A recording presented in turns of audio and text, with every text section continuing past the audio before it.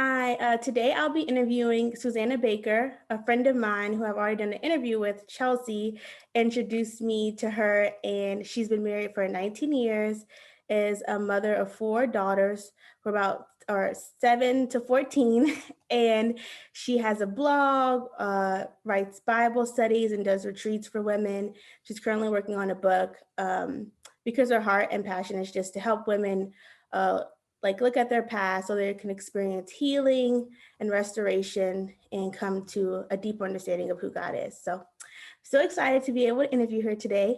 Um, so let me introduce you to Susanna. Susanna, thank you for just taking the time to interview with me today. Um, my first question is basically about how you started to, because mainly I would like to talk to you about attachment theory. So I'm just curious as your background and like healing and attachment, how that came about. So it's funny. It's something I stumbled into more than, and I feel like God just sort of drew me into more than I went looking for it myself. But looking back, I went to Texas A&M University, but my junior year I went to Wheaton College. I was like a transfer student going to the north from a girl from the south, and Mhm. I loved my time there. And I had a professor named Dr. Waterman who really taught us about the different parts of the soul and how to bring them under the restorative healing power of Jesus Christ. And she used a lot of the writings and prayer ministry of a woman named Leanne Payne, who is now with the Lord, but she had a healing prayer ministry. And looking back, she used a lot of attachment language, and I was really drawn to it and prayed through a lot of her prayers for years. And then fast forward, um, when Jason and I had three biological children, and then we started the process of adopting our fourth. We wanted to adopt a little girl from China. And so, as part of our adoption training, we did some workshops and reading through our church and started to learn about attachment theory, what was going to be necessary for us to attach to her and for her to attach to us, coming as because she was coming from an orphanage and institutionalized care. She'd been there for 17 months and for 17 months of her life. And so we knew that it was going to be a journey of her attaching to us and us attaching to her. So, and then everything I had learned in college, starting at my that junior year of Wheaton, kind of came back to the forefront of my mind, and it was so neat to see how God had sort of been preparing me through that to understand um, the spiritual side of secure attachment. Yeah, that's super cool. I feel like that's similar to my whole story and then learning about attachment is trying to figure out just things that were going on internally with me and realizing that it was related to trauma. And then in studying trauma, attachment theory came up and I didn't fully get it. In one of my books, it was very briefly mentioned. But then when I did get it, it made so much sense as far as like some of my like relationship struggles. So before we continue, I'm sure you may have explained what attachment theory is more than I have, but I would love if you were to explain just really simply before we talk about it in more detail what it is. So and let me just say this up front. I'm not a counselor. I don't have a master's in counseling or a degree in that way. It's just something I've been learning on my own. And Kurt Thompson, who is an author and counselor, has helped me a lot through his writings understand what it is. But from my simplistic understanding, attachment theory is how a child, those first formative years of his or her life, attaches to his or her primary caretaker. And the way that you attach to your primary caretaker can predict with 80% accuracy how you will attach to every other relationship and person in your life, which is hugely significant. And so there are four basic types of attachment. You can be securely attached, which is the goal, right? You can be insecurely avoidant attached, insecurely ambivalent attached, or disorganized attachment, which is sort of the major form of trauma. So it's just basically how were your needs met by your primary caretaker, were they met in a secure, stable way that then enables you to rightly process the world around you and other relationships around you for the rest of your life. Yeah. Thank you. I think your explanation was great. And I love that you mentioned that you're not a counselor or therapist, and neither am I. And part of the reason I'm doing this because I just feel so strongly that if the church kind of like had a better understanding of what is essentially like how we were created and designed by God, um, to engage in relationships and what happens when that goes wrong, I think we would be able to love each other so much better. And I know I've sometimes felt basically I have a disorganized attachment, and so can be very just all over the place. And I didn't really understand why I struggled the way I did. And I think a lot of people saw those things as like sin issues and personal issues. And it was just really hard for me, but I didn't know why. I just thought, oh my gosh, I'm terrible. I don't love Jesus enough, all these things.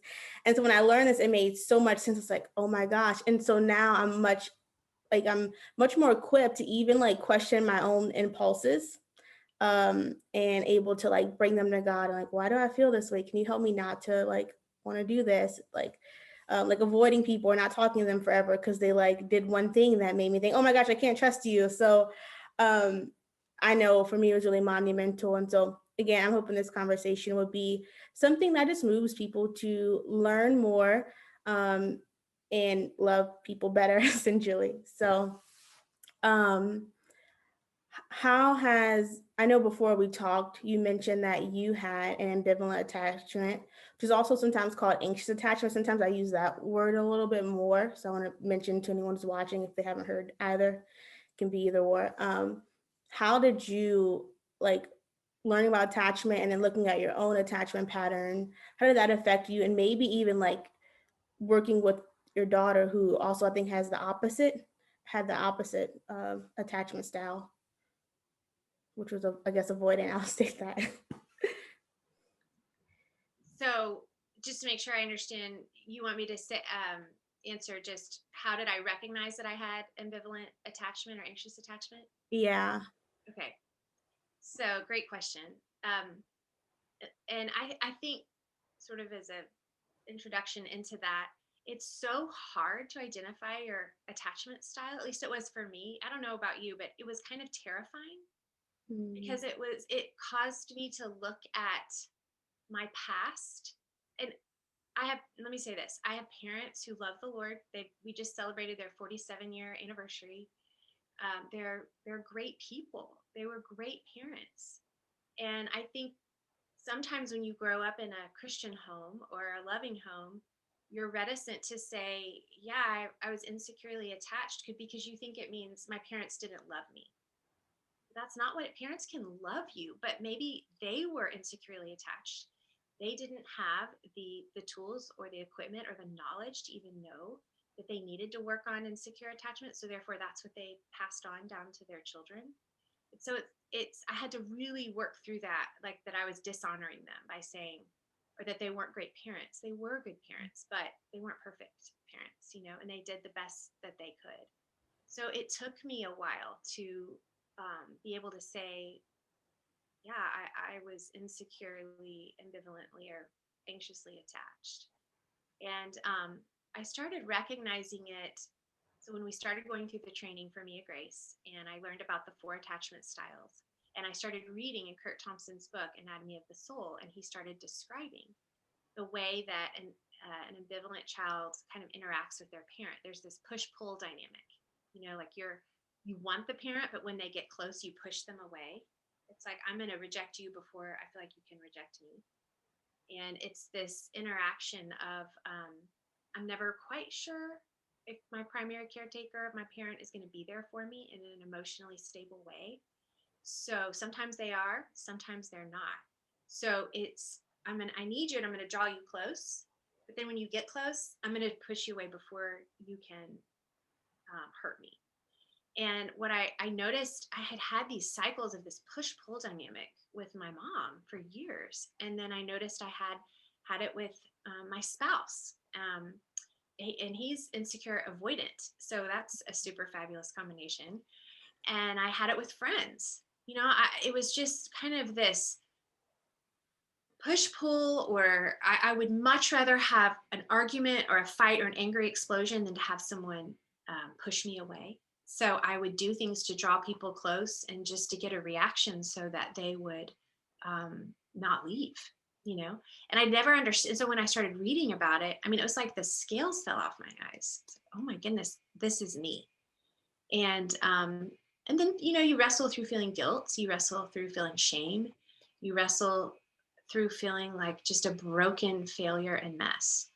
And then really felt like that when my adopted daughter came home, and you can't securely attach to someone if you're not securely attached yourself. So working through my healing and her healing at the same time was really hard, but really good, really good. It's the push that I needed to identify my attachment style and then work on it.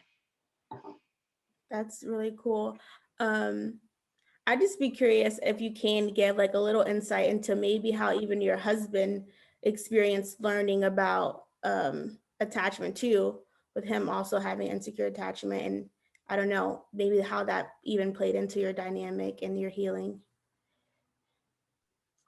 So both of us went to a workshop that was taught by a woman named Karen Purvis at our church, and she has since passed away, but she founded or worked at the Institute for, I believe it's called the Institute for Child Research or Learning at TCU, and did amazing work for kids in hard places, as she called them, and really kind of pioneered and broke the ground in um, showing people how to securely attach to kids who came from broken backgrounds. So I know I owe a lot to her, and the church owes a lot to her.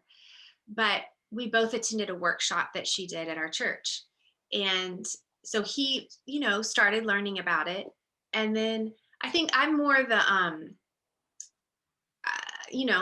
because I'm home with our kids, I was the one more kind of in the daily interactions of identifying Mia Grace's, our daughter's attachment style, letting it play out in me.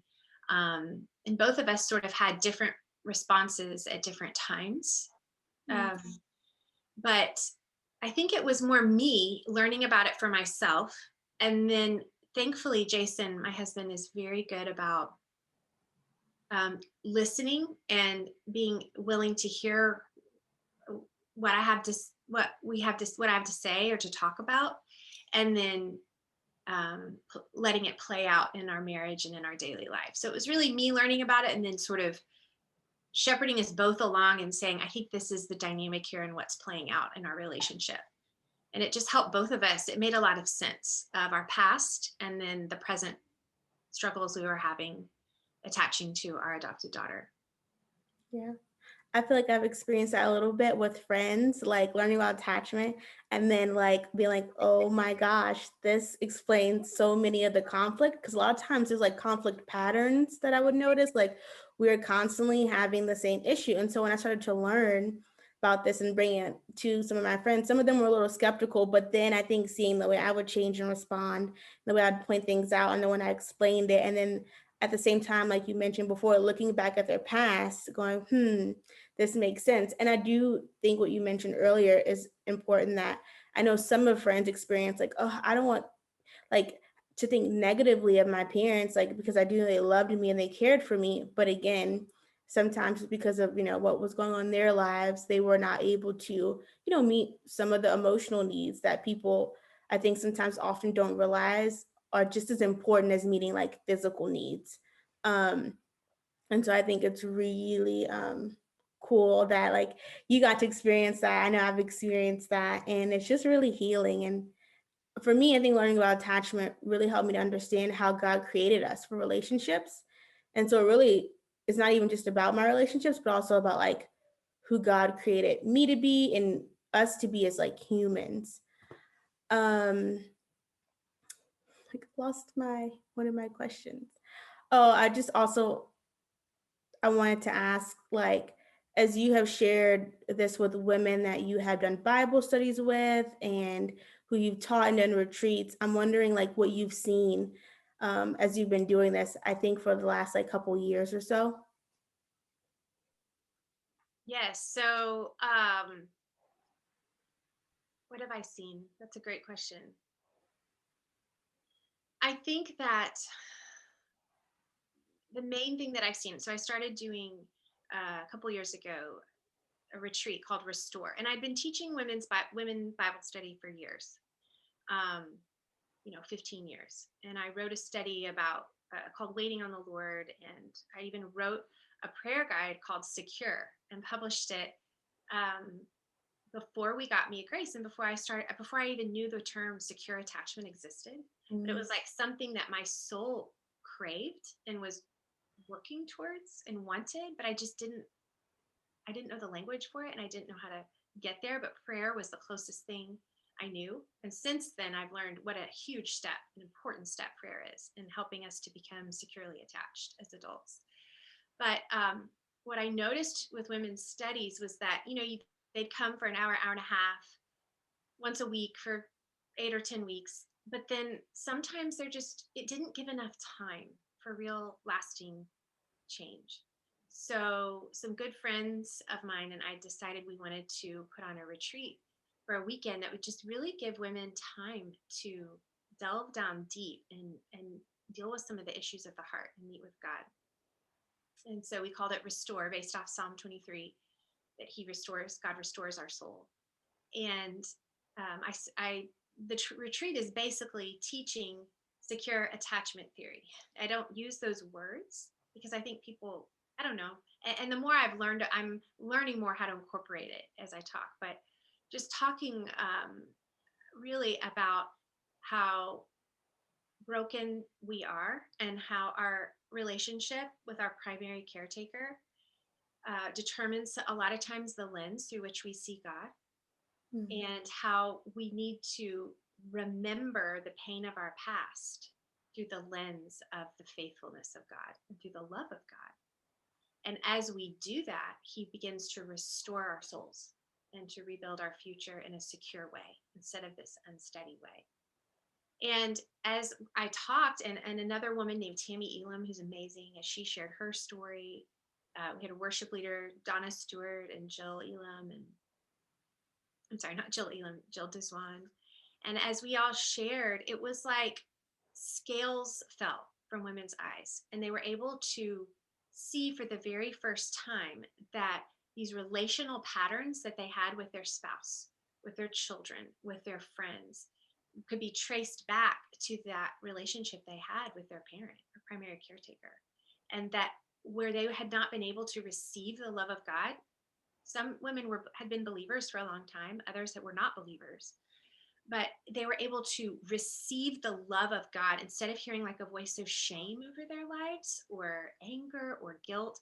They were able to hear the love of God and the voice of God in a way they had never been able to before, because they were able to go, wait a second, the way that I related, my mom or my dad related to me is not the same as the way God relates to me.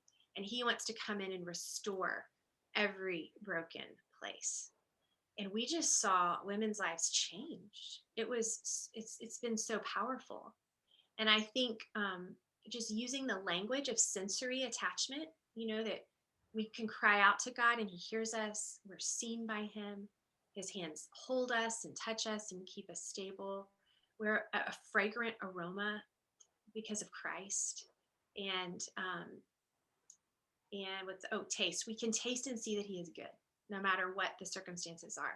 That has really been transformative in my life, and then as I share it, it helps set other women free as well. I don't Hopefully that answered your question a little bit, but oh no, it totally did. I think it's really like powerful to hear about God moving in that way because yeah, there's just so many people in need of healing and restoration. And um I think it's very powerful, especially if you know, like I think most people are aware of their struggles and they see the patterns, but they just don't know what to do. So they just fall into the same ones. And it can be very freeing to kind of go, oh my gosh, like here's another way forward that maybe I didn't even see before.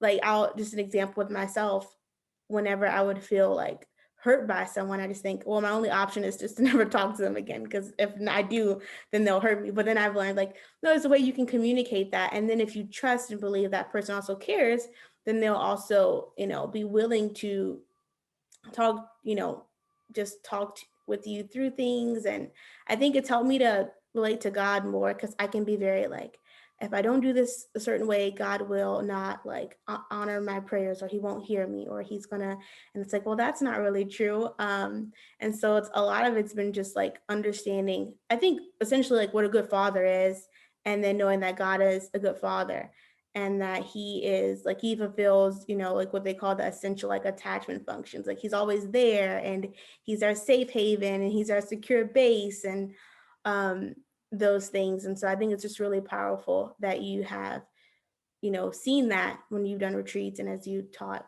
women. I think that's super cool. I think one of my last questions might be is just like, what do you think was one of the most like powerful practices that you started to incorporate, and maybe like advice or challenges you might have to maybe each attachment style to kind of like begin to work towards becoming secure, if that makes sense. So maybe your favorite practices for that you've used in becoming secure, and maybe like style specific challenges for the others, if that makes sense. Yes, it totally does. So, sorry, I'm going to grab a book. I'm just going to reach because there's a Oh. quote. Uh, there's a book called Boundaries by Henry Cloud and John Townsend that I think I read in college. And it really is about secure attachment. Ironically, I reread it again. And they were just talking about things way before secure attachment existed, that put it in the language of boundaries. And basically they have this great quote that just talks about how part of the responsibility of a Christian as an adult is to move your attachment from your earthly parents and your earthly family to your heavenly Father. And that is what grows us up in the kingdom of God. And to have healthy boundaries of, yes, I love my earthly parents, no matter how great parents they were. But when we become children of God, and just like you said, he becomes our primary caretaker and he fulfills all of those attachment connections for us. And so learning how to do that, and it actually frees you up to love your parents and honor your parents and your family in a way that you couldn't before, when you were looking to them to fill all those needs that they can't fill. They're broken people too, And so I can't find the exact quote right now. Maybe I can find it later, but I was such an aha moment for me. Like, yes, that is every believer's responsibility. So I would say, first of all, there's hope for everybody. It doesn't matter if you're 8 years old or 80 years old, you can learn something called earned secure attachment, ESA, right? That new neurological pathways in your brain can be built no matter how old you are. And the primary way this is done is you tell your story to an empathetic listener who then invites you to hear it through a different lens. And so the primary practice, the first thing that I started doing and that I think everyone has to do is you start telling your story to God. And the way we do this is through prayer. And that's what prayer basically is. It's just being real with God, right? I love C.S. Lewis says, let it be the real me who prays to the real you. Because otherwise, what are we doing, right? He knows it all anyway. And he wants to deal with what's really going on in our hearts. And so prayer is the way that we just sort of, I call it getting real. I set a timer every morning on my watch for 5 minutes, and I just write as fast as I can on the page. And I just get it all up and out. Like, this is where I am. And then I read his word. And I put on, I think it's Psalm 25 or 26, where David says that basically he puts on the lens. He's like, I want to see everything through the lens of your steadfast love and faithfulness. Everything. And it's going to his word and saying, show me who you are. Show me what you do. And let me see my life, my past, my present, and my future through that lens. Tell me my story back in a way that is an accurate reflection of your steadfast love and faithfulness. And I'm telling you, every time we do this, God heals us. I mean, it's powerful, and new neural pathways are built in our brain that helps us see through a different lens. And the things that we thought and that were rejecting or painful, all of a sudden we see God, how he uses it for our good. And so, number one, the first practice is to journal, be real before God, and to pray and to use his word to help redirect how you see the lens of your story. And then, and I actually wrote a prayer guide that you can download for free on my website, SusannaBaker.com. And it's called Prayer That Steadies You. And it's just 6 simple steps of getting real before God, recalling the lie you're believing, repenting, and replacing it with the truth. And that is basically building secure attachment. And then, so the second thing would be to tell your story to an empathetic listener who's tangible and real and in person. And you and I have talked about this, right? Counseling is awesome. If you have time or resources, financial resources, or your church has counseling available, by all means, do that. Counseling is huge. It's just telling your story consistently, and research shows you have to go consistently for a year in order to see real change. So it's not a magic formula, right? It's not a wand, but that you wave and say bibbity bobbity boo. I wish, right? But consistently telling your story to a listener who then says, okay, let's see it this way. And then, but if you don't have access to a counselor, find a trusted friend. Chelsea and I've actually talked about this. This is what the body of Christ is for. And this is why I love what you're doing. You're inviting the body of Christ in to be counselors, right, to one another, and to help one another. We've got to have each other to say, okay, let's see it this way. What does God's word say? Let's see it this way. So tell your story to God first and foremost.